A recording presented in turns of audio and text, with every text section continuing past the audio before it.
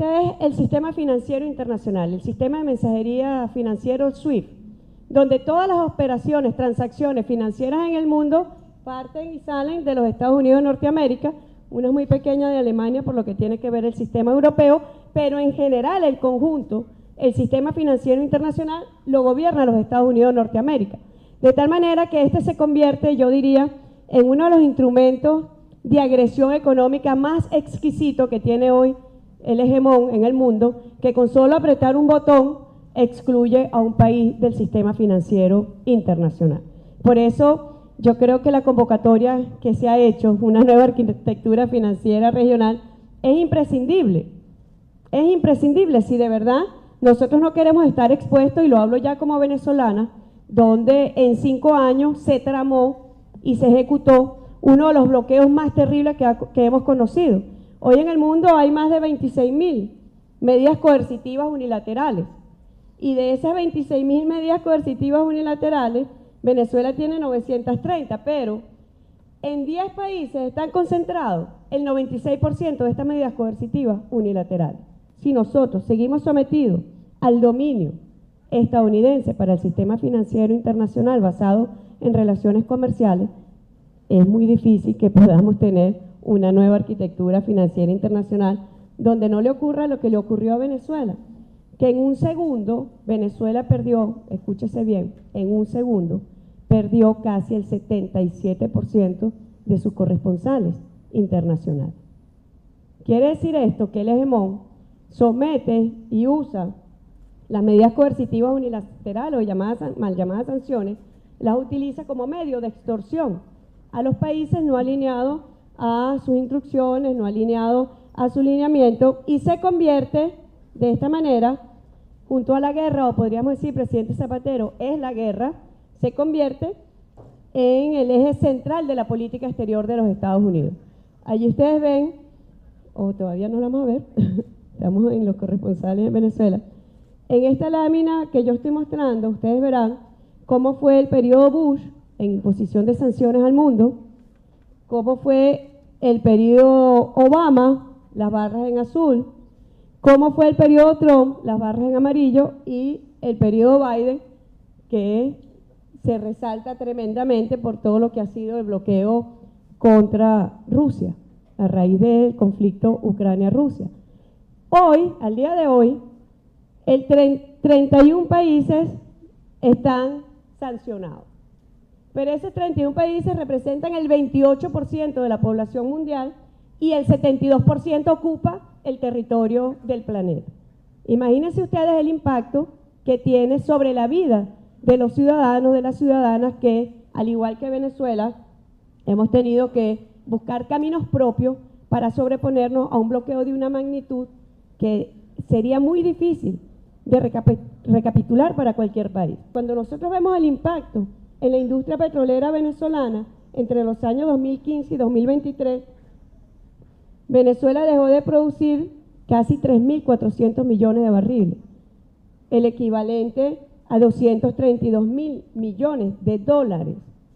Son números que se dicen, pero vivirlo como país, donde la caída, el shock externo que vivió Venezuela fue del 99% de sus ingresos, imagínense la repercusión que ha podido tener en la vida nacional.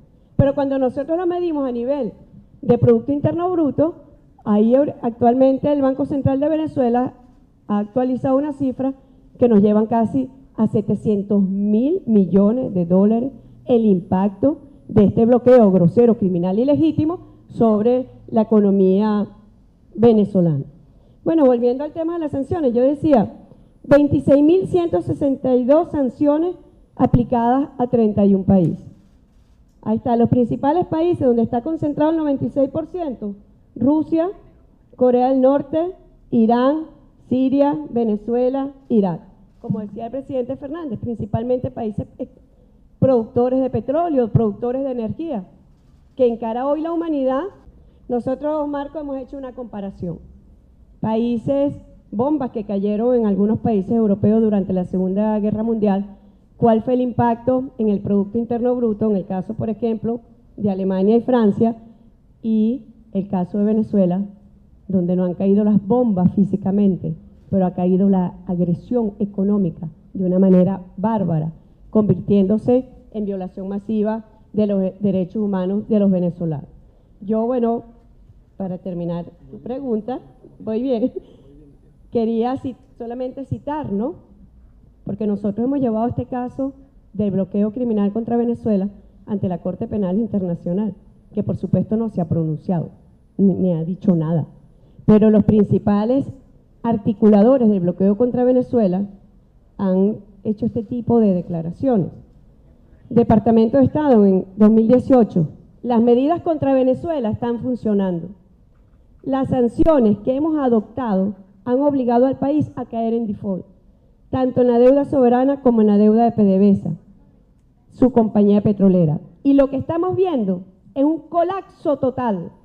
Entonces, nuestra política funciona, nuestra estrategia funciona y la mantendremos. Imagínense ustedes, un país en el mundo, el hegemón en el mundo, que para ellos ser victorioso es causar colapsos totales en los países como el que causaron y están causando en Haití. Para ellos, y por eso, presidente Zapatero, la política central hegemónica hoy es la guerra, es la destrucción. Nunca he visto al gobierno de los Estados Unidos llegando a un desierto, llegando a África a sembrar un árbol, por ejemplo, a sembrar vida. Siempre llegan a la destrucción. Luego un ex embajador de los Estados Unidos, la mejor solución sería acelerar el colapso, aunque produzca un periodo de sufrimiento mayor por meses o quizás años. No podemos aplicar estas medidas y pretender que no tendrán impacto sobre las personas. Un genocidio económico y social es lo que se ha cometido contra Venezuela. Y por eso vemos hoy el genocidio contra Palestina como una extensión de una misma política, que es la destrucción de la humanidad, arrasar con los pueblos y que sobreviva de una manera escandalosa el capital especulativo. Cuando en el año 2019 ellos agarraron un X en una plaza y dijeron es el nuevo presidente de Venezuela y se sumaron una cantidad de decenas de países occidentales, el bloque europeo entre ellos, una barbaridad. Alguien que nunca había sido sometido a una elección para ganar la presidencia de la República, ellos pensaron que con la fuerza, que con la extorsión, el chantaje y la maniobra contra nuestro país iban a desconocer la voluntad del pueblo venezolano. Entonces ellos dijeron, este es el presidente de Venezuela. Y como este es el presidente de Venezuela, él es el que va a manejar los recursos de Venezuela, los activos de Venezuela en el exterior. Y así se robaron Citgo en los Estados Unidos. Y yo siempre se lo digo al mundo capitalista comercial. El que tenga país, que tenga activo en los Estados Unidos, no se sienta seguro. Porque de un día a otro le dicen, usted no es el gobierno es la burriquita que está aquí en la esquina. Y ese es el que yo reconozco. ¿Para qué? Para quedarme con sus recursos. O como nos ocurre a nosotros, que tuvimos que vivir la cosa tan absurda de un juicio por el oro de Venezuela en el Banco de Inglaterra, y entonces dicen, es que no sabemos cuál es el gobierno. Primero dijeron que nosotros no éramos el gobierno de Venezuela, sino al que ellos dijeron que era el presidente de Venezuela. Pasaron 5 años y dijeron, no, él tampoco es presidente. Pero entonces ahora no hay gobierno en Venezuela. Y fuimos a un juicio, y en el juicio, el supuesto presidente del Banco Central de Venezuela, que había puesto este supuesto presidente del país, dijo que desde el año 2014 vive en Miami y que tiene una venta de hamburguesas. El presidente del Banco Central de Venezuela, imagínense ustedes, y entonces el juez inglés le pregunta, pero ¿de qué vive usted? No, yo tengo un negocio de venta de hamburguesas, yo hago y vendo hamburguesas. Imagínense ustedes, el Banco Central de Venezuela en Miami. La cosa es absurda, pero que en última instancia lo que están evidenciando es la acción criminal para robarse los activos de Venezuela o lo que están congelado en cuenta, más de 22.000 millones de dólares líquidos congelados que incluyen el oro, y todo bajo la excusa de que no saben cuál es el gobierno de Venezuela o el Fondo Monetario Internacional, los 5.000 millones de dólares aprobados por los DEC durante la pandemia. Usted va y le dice al Fondo Monetario Internacional, ese dinero de Venezuela, sí, pero no lo podemos liquidar porque no sabemos quién gobierna allá.